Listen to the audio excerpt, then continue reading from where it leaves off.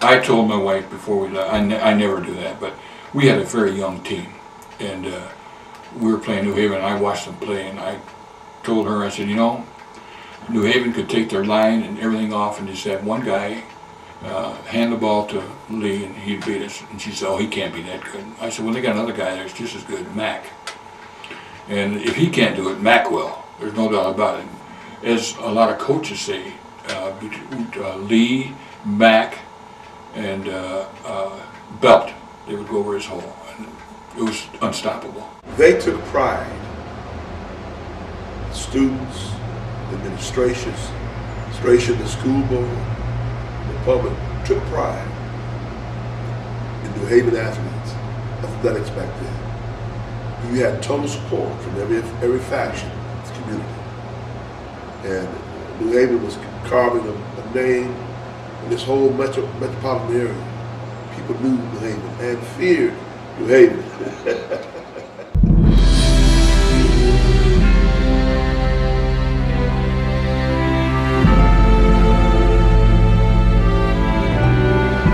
We were determined that nobody was going to beat us. Nobody.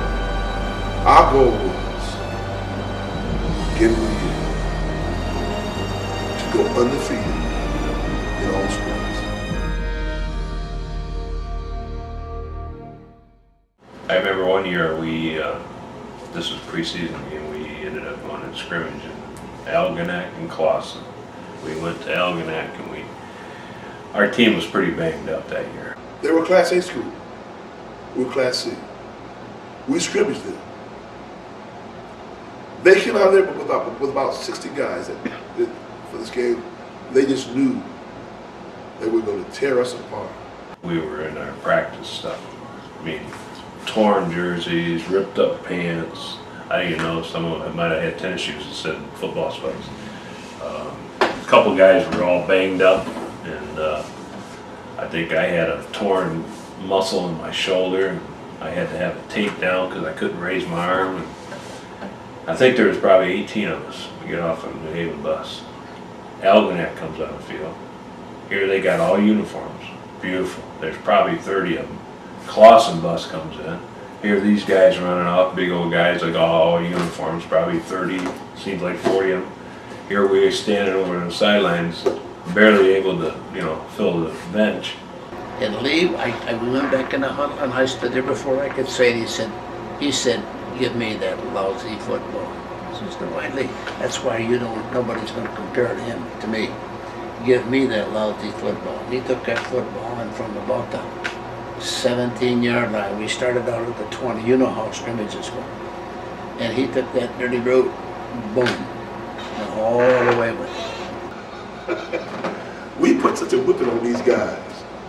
We ran over those guys. We beat those guys down on defense. And after the game, they said, what class are you? We said Class C. He says, it's impossible. He says, you got to be the best Class C team that we've ever seen.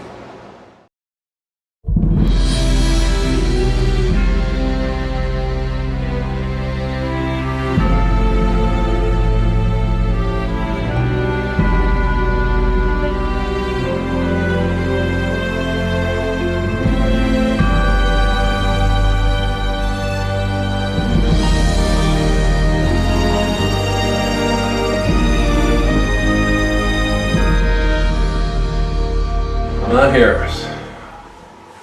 He was, what I remember Lamont, he was really quick. Lamont was real good. Lamont was quick. Lamont just didn't know how good he really was. Probably one of our best running backs as far as, if you label him a scat back, he could run full blast in 10 yards, stop, turn on a dime, and go the other way full blast. In a different place and time, he'd been probably a pro athlete. One of our best defensive players. He was a gifted man. Jerome was strong and dedicated. He had good ethics. Tough as nails. Weighed about 155. Played defensive back. Hard hitter. very underestimated ball player. Had more heart than many guys twice his size.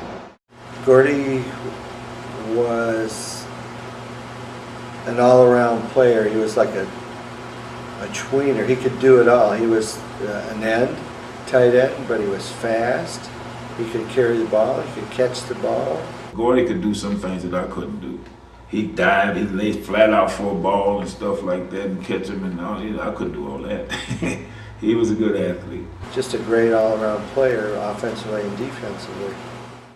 Jimmy was our tough guy on the team, I guess you would say. I always remember he would get into it with somebody on the other team. He was always looking to get into it with somebody. He liked to cut up a little bit. He was a scrappy type of player, you know. He came to play. He didn't fiddle around. Jim came to play.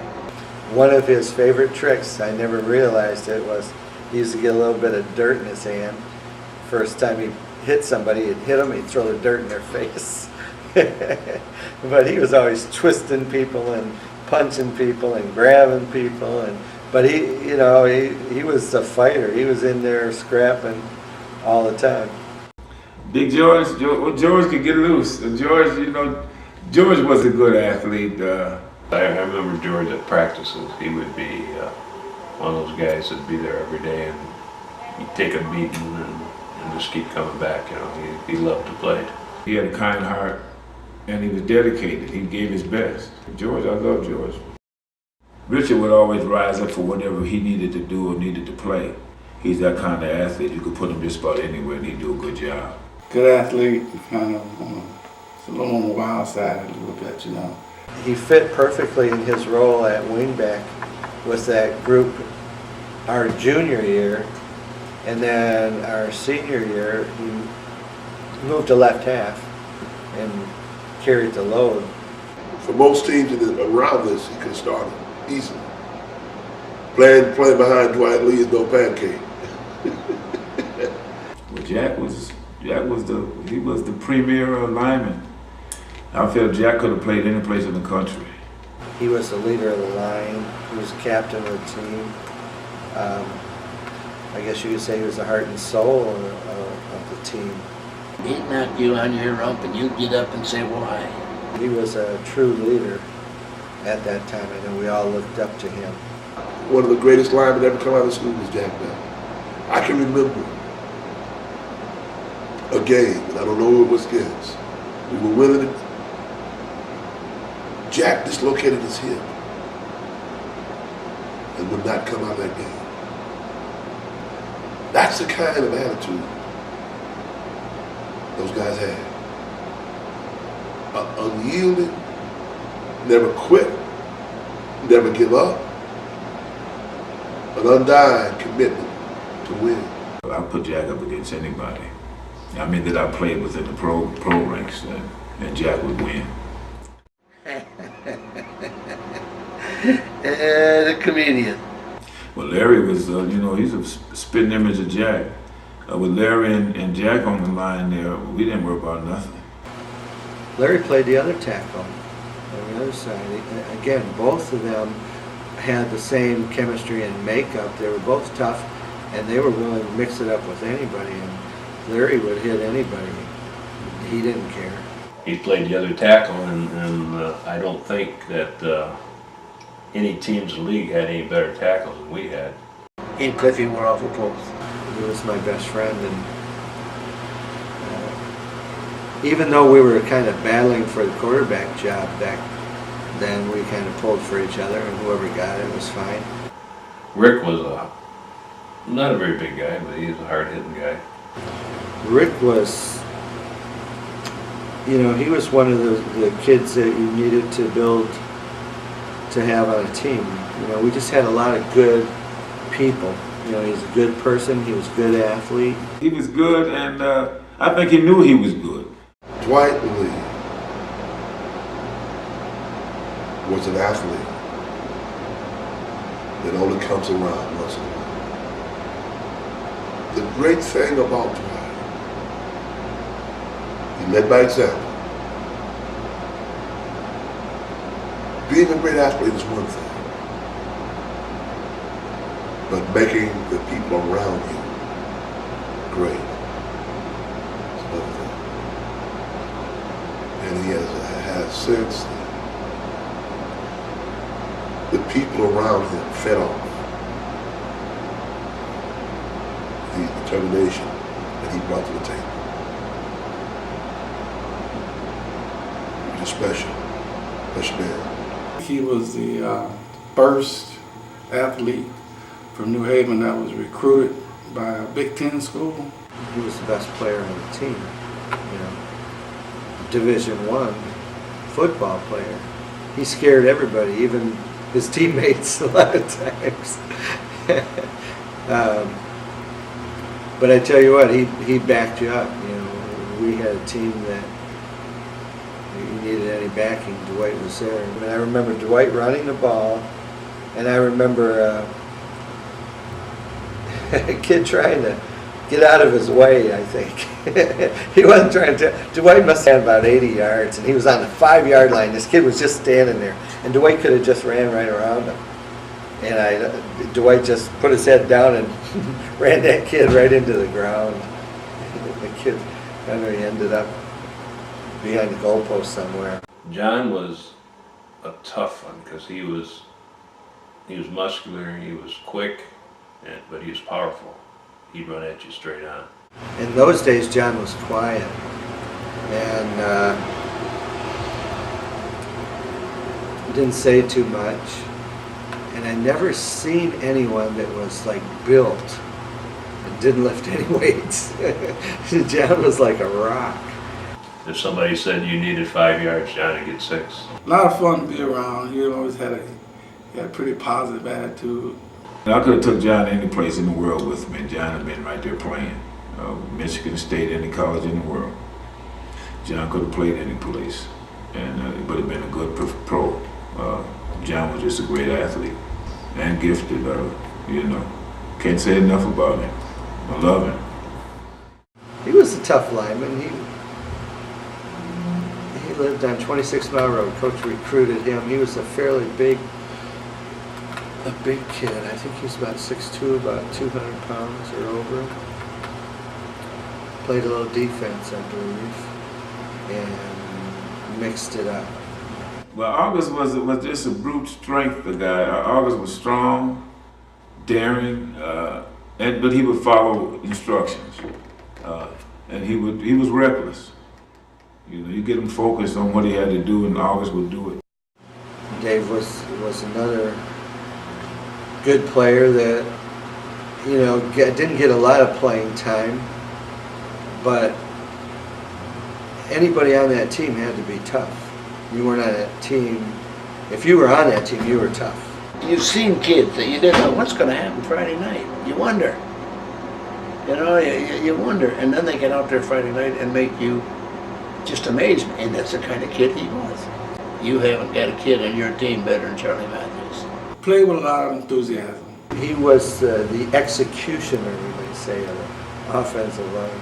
Charlie was he was a great lineman. Charlie could have went into place and played in any school in the Big Ten, that I believe, because he was that good and dedicated. One of the great linemen of all time. John would push himself above his abilities. John Omey's another kid that played defense mostly, if I remember, lineman, and again, developed some toughness. John Omey had a lot of heart. Wasn't the best athlete. Came with a lot of heart. John wasn't afraid to step out there and give his best, and he did. We were always good buddies. We always did a lot together in practice, and he lived right behind me, so we were out, you know, we grew up together. And I remember one time we were our mate, I think, and I think he got hit in the mouth or something, started bleeding, and just stayed in the game and never even went out. He had guts, and he wouldn't give up. He's just one of those radical type of athletes that get out there and you know you're in a fight when you go out there and go up against him. Pound for pound, he was one of the toughest players that year. Butch was one of my closest friends, so, you know, there was that connection there between us. So, and we just kept working on getting faster and faster out of it, and we were pretty efficient actually. Irv Cooper was a guy that played the offensive line. He always had a lot of laughter about him, but he was good to have as a teammate. He played tough, he played committed, he played together with us, and we all enjoyed the laughter and joy of having Irv Cooper as a teammate. Dick Crawford was probably the tallest guy on the team.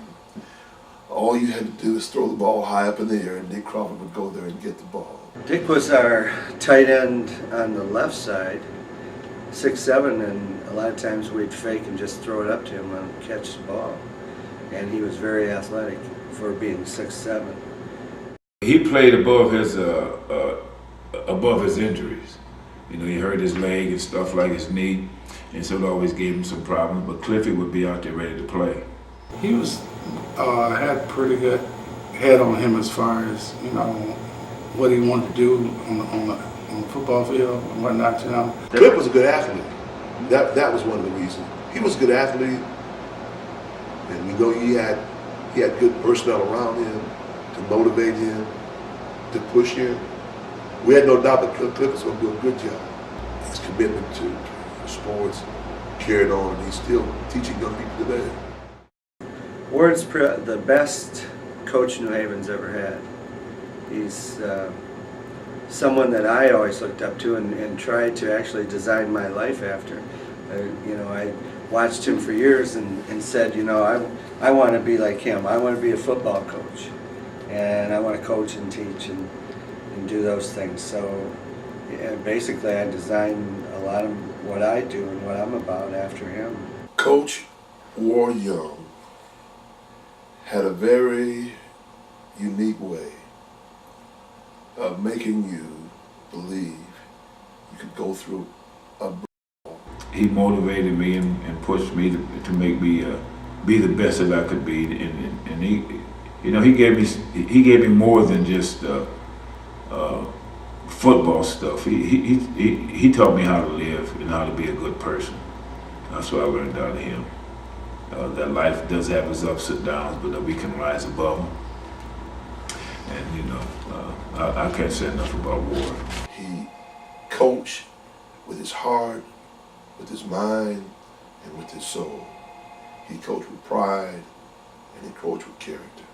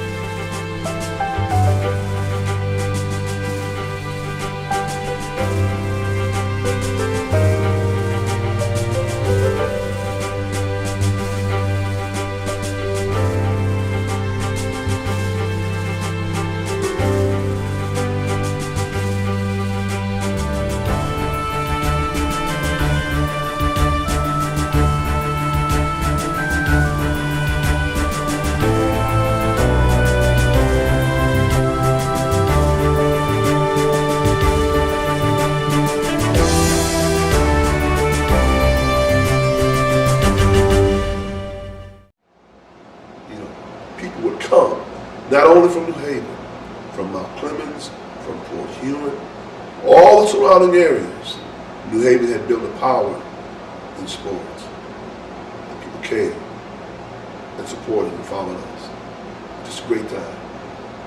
There was a few times that, you know, Jack and Jack Bell and Charlie Matthews and the boys, John Omick and all of them, you know, they went to Richmond or New Baltimore, and the boys down there jumped on them because they're from New Haven. So we would get in the car, go down there and jump on the boys' back. You know, we let them know you can't mess with anybody from there. We didn't care what color you were. If you was from New Haven, we stuck together as a town. It was such a special bond between all those guys. We did things together, we hang out together, we played ball together. It was a wonderful period of my life. I was fortunate and blessed to be raised in a community like New Haven, because New Haven was the ideal spot for the bringing up children and to raise a family. When you're winning and you have fun at it, and which we did, it's just a good feeling when you can look back and say, boy, these guys, we did gel together pretty good. The last game against Anchorman, they were 6-1 or something like that. And they had been whiffing that they would whoop us this year. And we were so determined. And we beat them 45-0. And going out the last time off that field and listening to that crowd, the stands were packed. The announcer gave Dwight Nile, this is the last game, that they gave us a standing ovation. And just thinking about this is my last game. It was an overwhelming experience. I'll never forget.